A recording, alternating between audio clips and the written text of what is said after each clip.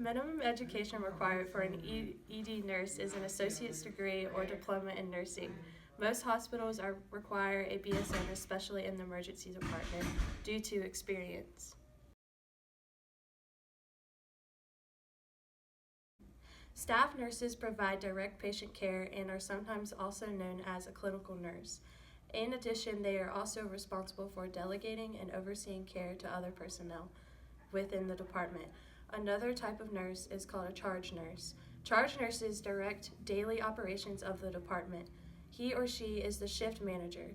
Charge nurses have a little bit more experience and responsibility. As an ED nurse, it is important that the nurse prioritize patient care. Workload can change dramatically in the matter of minutes.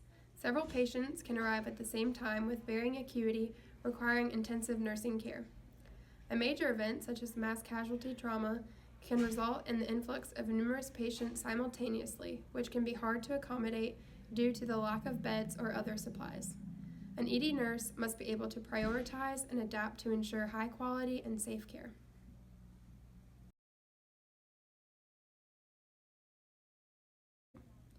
ED nurses have the ability to shift gears and work at a fast pace. Some qualities ED nurses must uphold are multitasking ability, the ability to maintain calm amid chaos, capability to think fast and on your feet, good observation, assessment, and prioritization skills, good interpersonal and customer service skills, stamina, good personal coping skills, being an assertive patient's advocate, and having a good sense of humor. As an ED nurse, they apply the nursing process to patients who present to the emergency department. This indicates making patient assessments and makes judgments about the actual or potential health problems that the patient has. They take this information and develop a plan of care that they then implement and evaluate its effectiveness.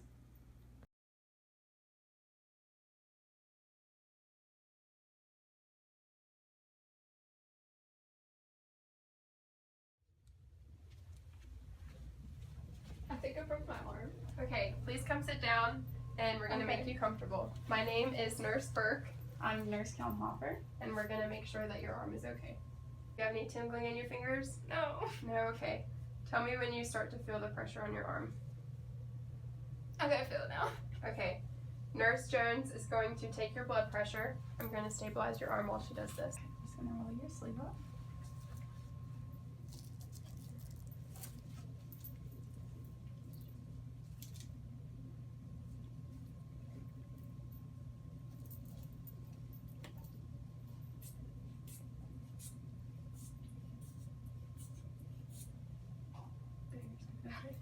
It looks like it's 160 over 70, which is a little high, but you're in a lot of stress and a lot of pain right now, so that's okay. Before I call the doctor to get your surgery approved, we're going to rewrap your arm and then we're going to put some ice on it. You need me to stabilize it? Yeah. Here. Thank you. You're welcome.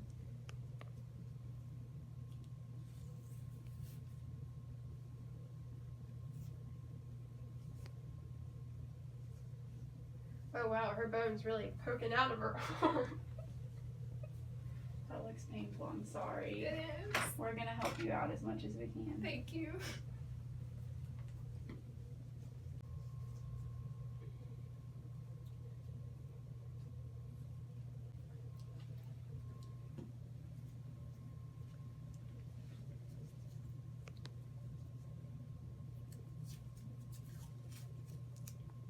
You're doing really good.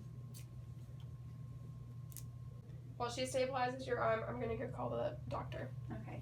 I'm also gonna ice your arm a little bit. Hello, Dr. Fisher. A little cold. This is Nurse so Burke calling from Western Carolina Hospital. We currently have a patient with a compound fracture. She needs immediate surgery. She's in a lot of pain.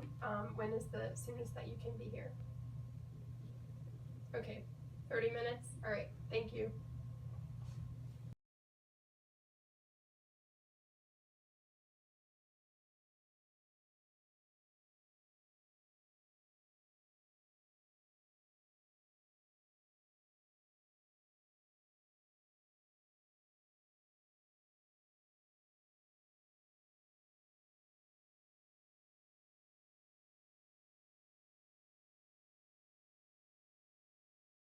An orthopedic surgeon, we're just going to lay you down and have you relax and remember to keep your arm elevated.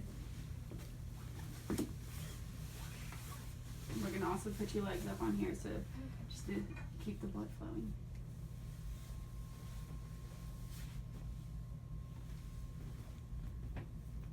The doctor is coming.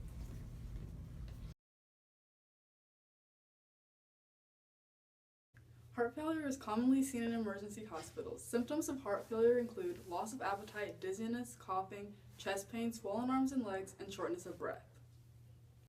Heart failure can occur when the coronary artery is blocked and it suddenly stops the flow of blood to your heart muscle. Or if you have high blood pressure, heart valve disease, thyroid disease, kidney disease, diabetes, or heart defects. This video will show you how an emergency medical nurse responds to patients suffering from this condition. Help! My friend! She's having chest pain! We need to see a nurse immediately! Alright, can you come sit down on the bed for me? Alright. I'm gonna take your blood pressure real quick, okay? Have you experienced any loss of appetite today? Yeah, I haven't really eaten in a while. Okay. Have you had any dizziness? I've been really dizzy. Okay.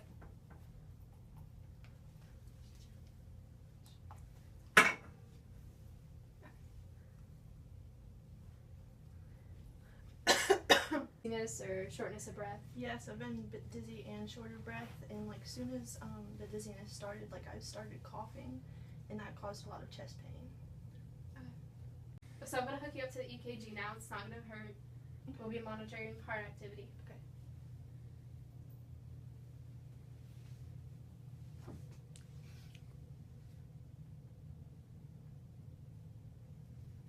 Alright, so I'm also gonna hook you up to an IV so we can give you proper medicine and get blood samples. Okay.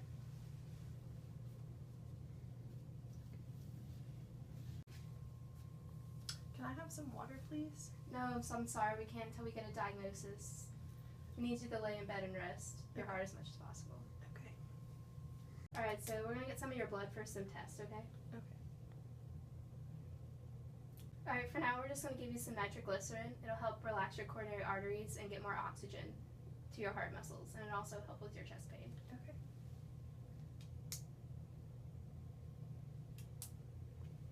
Okay, so we've stabilized your heart now, so we're just gonna continue to monitor your heart rate and rhythm until the damage is stopped.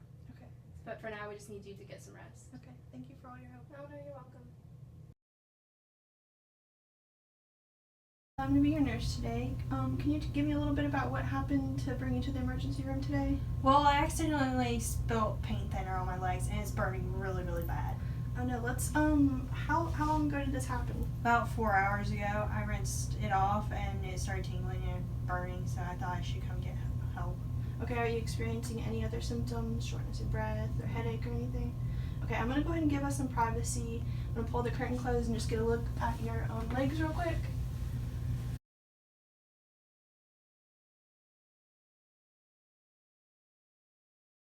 I see your legs are really red and inflamed.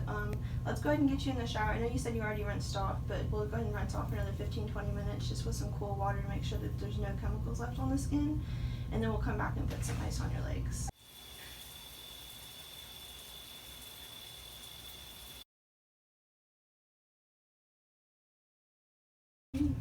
Okay, now that we've rinsed your legs off, I'm going to go ahead and apply some ice just to help reduce the inflammation.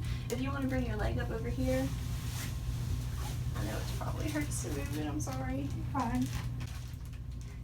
How long should it take for it to feel better? I can't say exactly how long. You might experience blistering or peeling over the next few weeks. I would suggest just applying aloe lotion to help it heal over the next few weeks. And you're going to want to keep, if there's any like blisters or peeling, you're going to want to keep the area super clean so that you can avoid any kind of infections. You may also want to apply some gauze to the area, just like if you're wearing pants, you don't want any friction. That will help reduce any opening of the skin or whatever. And when you apply the gauze, you're going to want to make sure you apply the tape to the outside. Don't actually put it over any wound, just to help with the healing. Okay, thank you so much for helping. You're welcome. If you have any problems or concerns, don't hesitate to come back and give us a visit. Thanks. Have a good day.